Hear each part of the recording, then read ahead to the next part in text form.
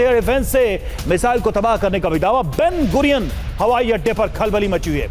एक फ्लाइट से यात्रियों को बाहर निकाला गया है। तो ईरान के मिसाइलों को लेकर एक तरफ दावा कि एयर डिफेंस सिस्टम ने उसे नाकाम किया, वहीं दूसरी तरफ बेन गुरियन हवाई अड्डे पर खलबली मची हुई है। एक फ्लाइट से यात्रियों को बाहर निकाला गया ईरान के हमलों को देखते हुए।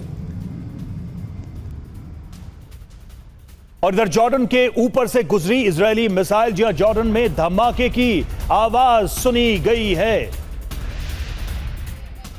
तो जॉर्डन के आसमान में इजरायल की मिसाइल और धमाके की आवाज भी यहां सुनी गई है। जॉर्डन के ऊपर से जो मिसाइल गई उसकी तस्वीरें सामने आई।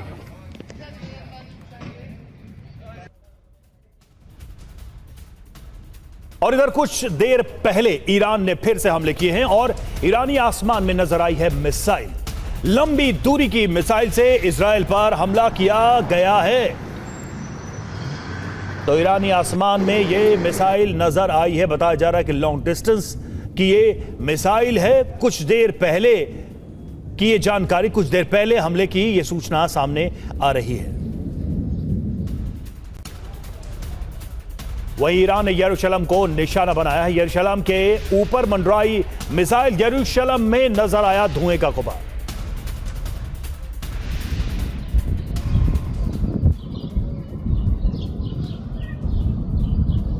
यरूशलेम की तस्वीरें सामने आई हैं, जहां हमले के बाद धुएं का गुबार आसमान तक उड़ता दिखाई दे रहा है। यरूशलेम में ईरान ने हमला किया है। ईरान ने यहां भी निशाना साधा है।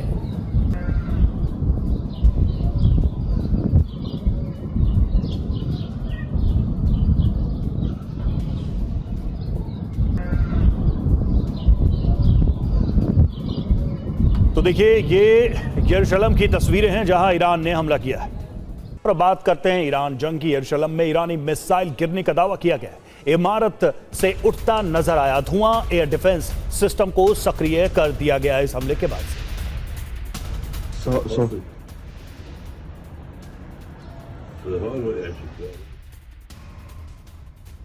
और यरूशलेम की वेस्टर्न वॉल से श्रद्धालुओं को हटाया गया है। बड़ी तादाद में मौजूद थे श्रद्धालु। हमले होने के बाद जगह खाली कराई गई।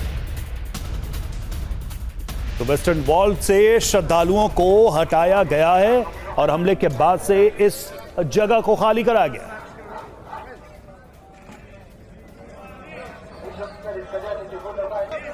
तो देखिए, इजरायल वर्सेस ईरान नए युद्ध की टाइमलाइन क्या है, क्या क्या हुआ है। 7 जून 2026 हिजबुल्लाह ने इजरायल पर रॉकेट दागे। इजरायल ने जवाब दिया। बेरूत और दाहिया में हिजबुल्लाह के ठिकानों पर हमला किया गया इजरायल की तरफ से।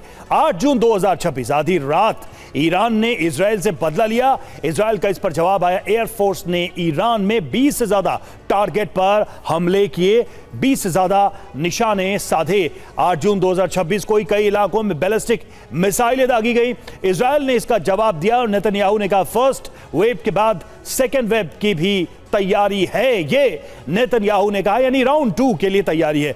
ईरान की बात करें, एयर डिफेंस ने ईरान के हमलों को नष्ट किया, ये इजरायल ने दावा किया। ये 8 जून को जो हमले हुए उसको नष्ट किया। वहीं नेतन्याहू ने कहा है कि हम पूरी तरह से तैयार हैं अगले राउंड के वॉर के लिए। जरूरी बातें क्या हैं? 3 जून को इजरायल लेबनान के बीच शर्तों के साथ समझौता हुआ था और हिजबुल्लाह ने शर्तों के साथ डील को खारिज कर हमले किए और उसके बाद से आप देखिए किस तरह से यह मामला बढ़ता ही जा रहा है। तो क्या ट्रंप ने ईरान को दिया हुआ आखिरी मौका भी खत्म कर दिया है? अल अरबिया की रिपोर्ट के मुताबिक ट्रंप की 60 दिन की समय सीमा अब अपने अंत पर पहुंच चुकी है। हॉर्मुज स्ट्रेट में ईरान की स्पीड बोट्स, अमेरिकी सैन्य निगरानी, ड्रोन गिराए जाने के दावे और दोनों पक्षों की बढ़ती बयानबाजी ये संकेत दे रही है कि हालात बेहद नाजुक मोड़ पर है। सवाल यह है कि क्या 2 महीने की कूटनीति किसी समझौते तक पहुंचेगी या फिर अब सिर्फ 24 घंटे बाद फैसला युद्ध के मैदान में होगा। ईरान की ये mosquito fleet fighter jet, drone और हेलीकॉप्टर्स को भी गिरा सकती है। इन बोट्स में 16 मिसाइल लॉन्च ट्यूब्स हैं। ये एंटी एयरक्राफ्ट मिसाइलों से लैस हैं। मिसाइल की रेंज 100 किलोमीटर है। मॉस्किटो फ्लीट के अलावा ईरान के पास ऐसे भी शिप हैं जो अचानक समुद्र में कई बोट को लॉन्च कर सकते हैं। ईरान का शाहिद सुलेमानी शिप 4 इंजन की मदद से 59 किलोमीटर प्रति घंटे की रफ्तार से चलता है। इस जहाज में एक खास क्रेन सिस्टम लगाया गया है, जिसकी मदद से कहीं भी दर्जनों स्पीड बोट लॉन्च किए जा सकते हैं। स्पीड बोट के जरिए कई मोर्चे से हमला कराया जा सकता है। अल अरेबिया की रिपोर्ट में दावा है कि ट्रंप ने मध्यस्थ देशों के जरिए तेहरान को साफ संदेश भिजवाया है कि बातचीत को अब और आगे नहीं बढ़ाया जाएगा।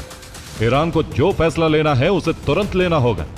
यानी 2 महीने से चल रही कूटनीतिक कोशिशें अब उस मोड़ पर पहुंच गई हैं जहां अगले कुछ घंटे युद्ध की पूरी दिशा तय कर सकते हैं। ईरान की यह बोट समुद्र में 185 किलोमीटर प्रति घंटे की रफ्तार से चलती है और इस पर 2 क्रूज मिसाइलें लोड हो सकती है। छोटी सी दिखने वाली यह बोट 700 किलोमीटर रेंज वाली मिसाइलों से हमला करने में सक्षम है। ईरान जिसे मॉस्किटो यानी मच्छर कह रहा है, उसकी ताकत समझिए। ईरान के बोट्स पर नस्र मिसाइल, कोसार मिसाइल, कादर और जाफर जैसी मिसाइलों की तैनाती की गई। अब ईरान ने अपनी मॉस्किटो फ्लीट पर अबू मेहदी मिसाइलों की तैनाती कर दी। अबू मेहदी मिसाइल की रेंज 1000 किलोमीटर है और यह बेहद शक्तिशाली मिसाइल। ईरान के पास गादर क्लास की पनडुब्बी भी है जो बेहद छोटी है। ईरान की मॉस्किटो फ्लीट के बोट्स इन्हीं पनडुब्बियों के साथ हमला कर सकती हैं। बोट और पनडुब्बी दोनों से मिसाइल से अमेरिकी युद्धपोत पर हमले हो सकते हैं। बोट और पनडुब्बी की जोड़ी यूएस के युद्धपोत के लिए खतरा बन सकती है। और ईरानी हमलों पर इजरायली सेना का बड़ा दावा सामने आया है। हमलों से बचाने में सेंटकॉम ने मदद की। ईरानी मिसाइलों को इंटरसेप्ट करने में मदद की। सेंटकॉम के साथ इजरायली सेना मिलकर काम कर रही थी। दाहिया में हमलों को ईरान ने खुद पर हमला माना। और हमले के बाद ईरान का बड़ा बयान आया है। बेरूत पर इजरायली हमले बंद हो, यह ईरान ने कहा। लेबनान पर फास्फोरस बम से हमले किए गए। आज रात इजरायल को हमलों का करारा जवाब दिया जाएगा।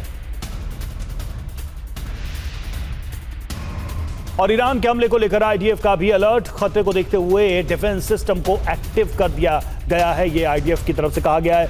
लोगों को सुरक्षित जगह ले जाने के लिए कहा गया है और लोगों को अपने आप को सेफ हाउस में रखने के लिए निर्देश दिए गए।